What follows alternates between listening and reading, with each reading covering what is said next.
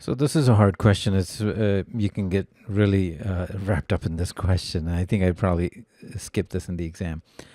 So we'll say n is the total number of fruits, and we have these three categories: mangoes, bananas, and apples. And we're told that mangoes make up 40%, so that would be 0.4. And bananas, I'm just going to call B, and apples A. And then they tell us how much they sell that day, half of the mangoes, so that would be 0.2 N. So half of that. And then 96 bananas, and then 40% of the apples, so 0.4 A. Now we're told that at the end of the day, he ends up selling 50% of the fruits. So amount sold, all of these combined, is equal to half of the total started with. So we can simplify this. We get 0.3 N is equal to 96 plus 0.4 A. And I also know that the total N is equal to these three quantities added up. Now my goal is to get to N, some constraint on N. So what I'll do is I will try to get an equation with N in it, and I'm going to replace A in terms of N. So the first thing is subtract 0.4 N. You get this. A is 0.6 N minus B. And I'm just going to substitute that here. So 0.3 N, 0.6 N minus B. So we'll distribute that 0.4. So that becomes 0.24 N minus 0.4 B. Then subtract that, 96 minus 0.4 B, and then I'll isolate B. So move that term over, and then B becomes 96 over 0.4 minus 0.06 over 0.4. So that's 40. So that's going to be 3 over 20. 3 over 20 N. And then this will be, you can use a calculator here, 240. So that's the relationship between number of bananas and the total number. Now, the one other constraint we have is that all of these, at least one fruit of each type, so I know that A has to be greater than or equal to 1.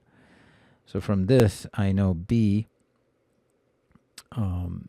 is this, so I can substitute that here to see what constraint it gives me on N. Because eventually my goal is to figure out what can I say about N. So I'll just simply replace B in terms of N here. Yeah, so this question is kind of, at least this is how I did it. Maybe there's an easier way to do it.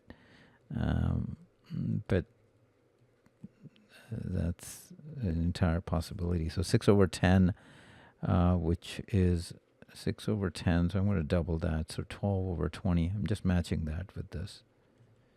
And then I'll move the 240 to the other side. So that's 241. This is 15 N over 20. And divide by 5. So N has to be greater than or equal to 241 times 4 over 3. Now if you compute this, this comes out to 321 point something. And we know N is an integer. And the other thing we see from here, B, the number of bananas has to be an integer. And N has to be a multiple of 20.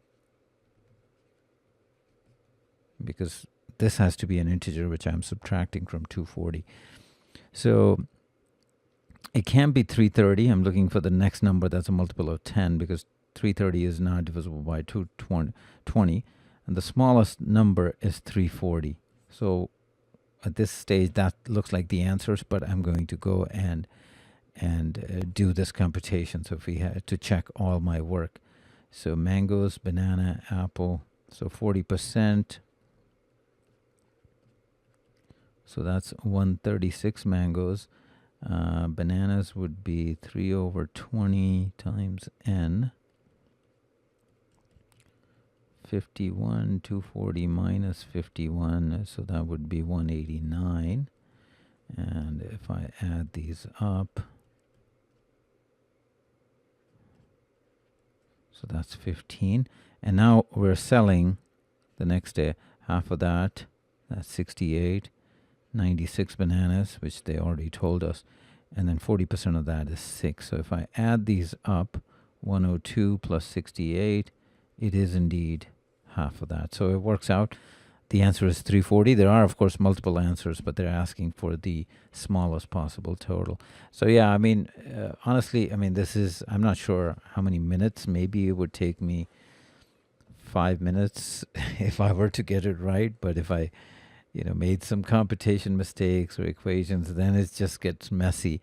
And so this would be a good question to skip or maybe come to towards the end if you still have time.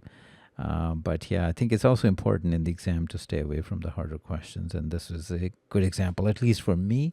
Obviously, everyone has their preferences in the types of questions that they are strong at. So for me personally, I would probably skip this.